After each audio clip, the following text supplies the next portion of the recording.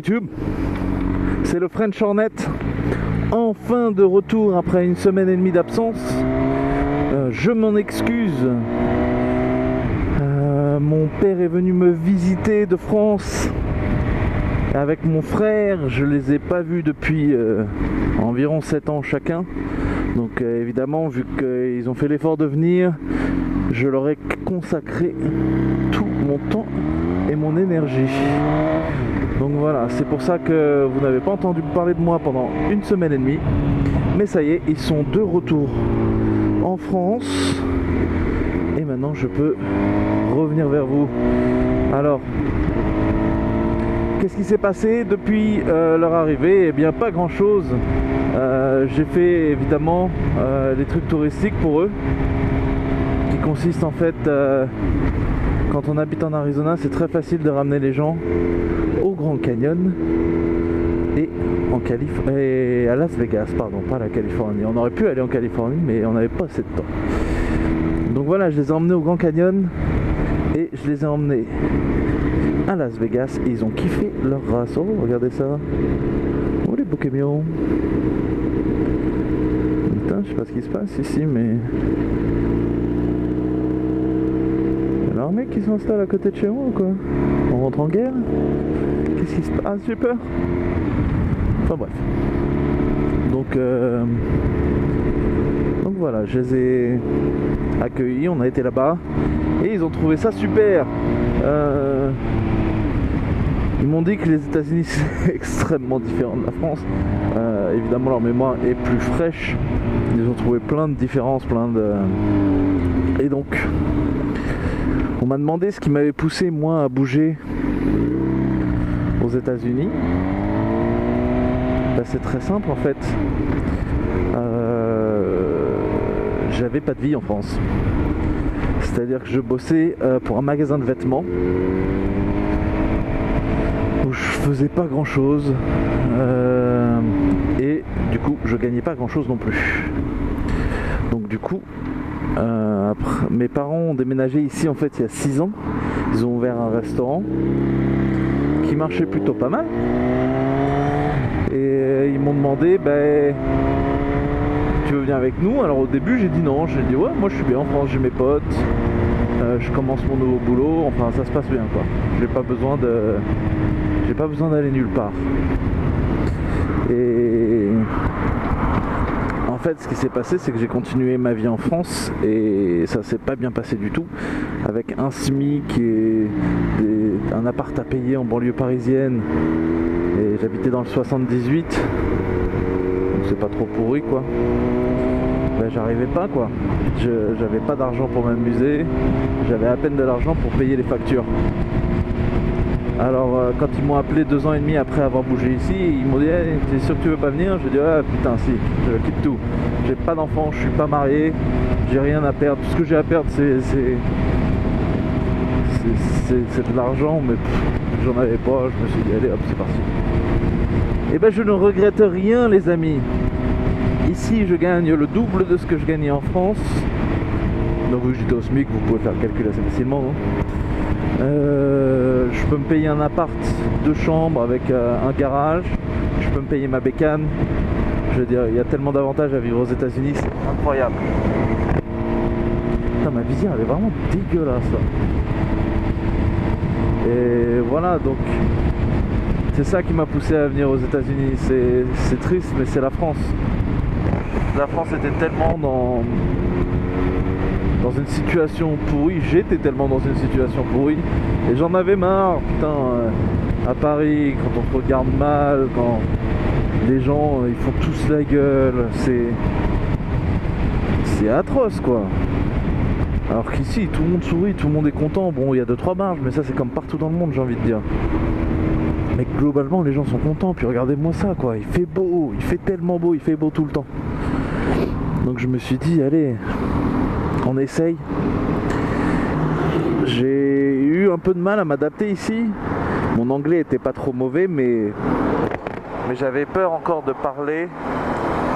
Je discutais pas au tout début. Quand j'allais dans les bars, je restais 2-3 heures et j'écoutais autour de moi, je comprenais rien, donc du coup je parlais pas. Et après 6 mois, à regarder la télé, à sortir, à écouter les gens, j'ai commencé à parler. Et à partir du moment où tu commences à parler, tu as envie de discuter de plus en plus. Et donc tu apprends malgré toi. Et c'était super, donc du coup j'ai appris, mon anglais s'est amélioré en 1 an et maintenant je suis quasi bilingue. Au bout de... Ouais, ça fait 3 ans et demi que je suis là. 3 ans et demi, je parle parfaitement anglais, je comprends absolument tout ce qu'on me dit et des fois quand je parle, bon je cherche mes mots à droite à gauche quoi. Mais à part ça, j'ai aucun problème avec l'anglais, plus du tout. Et le truc marrant, c'est que maintenant, les films américains, je peux plus les regarder en français, c'est impossible. Il faut impérativement que je les regarde en anglais parce que le doublage des voix est horrible quoi en français. On s'en rend pas compte quand on est français, qu'on vit en France et que c'est tout ce qu'on a. Mais une fois qu'on apprend à parler l'anglais et qu'on regarde ces films, c'est 10 fois mieux quoi. Et ouais non, je retournerai pas là-dessus quoi.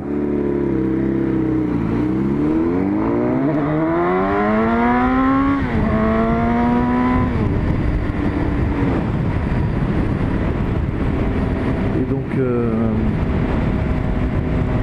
voilà, l'anglais c'était ça. Au début je travaillais pour mes parents, donc bon, pas trop de soucis pour trouver du travail.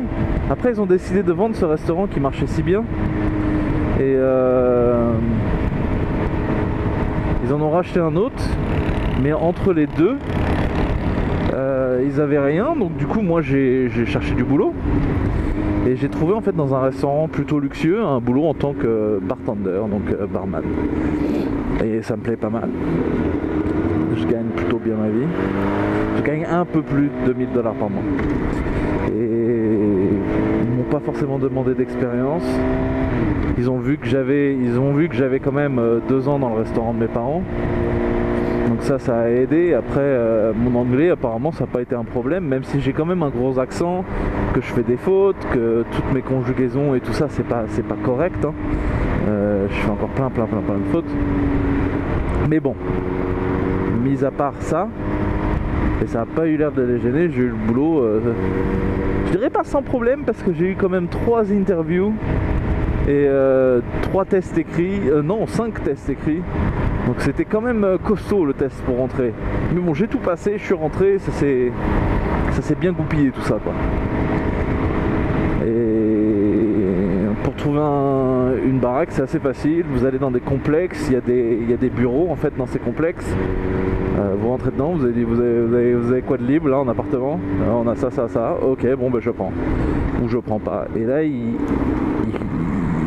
font votre credit score. Alors ça aussi c'est un truc de ouf le credit score.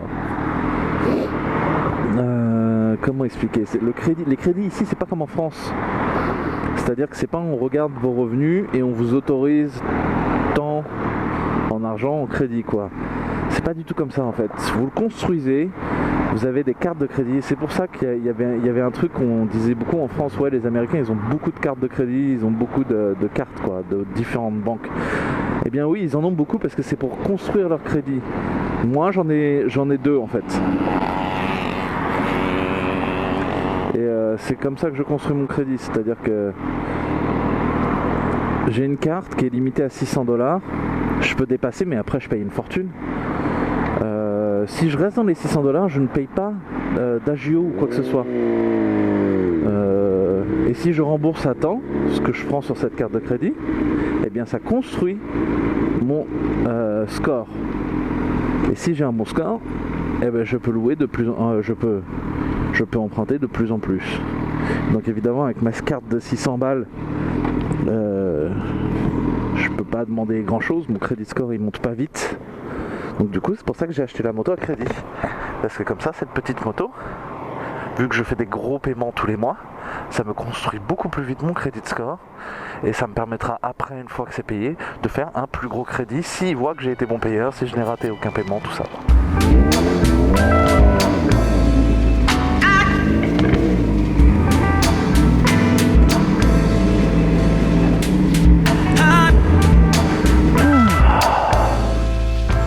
Voilà ma moto, je suis arrivé à la maison.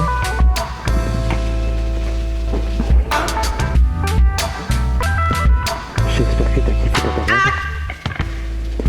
Je pense qu'on va se dire adieu.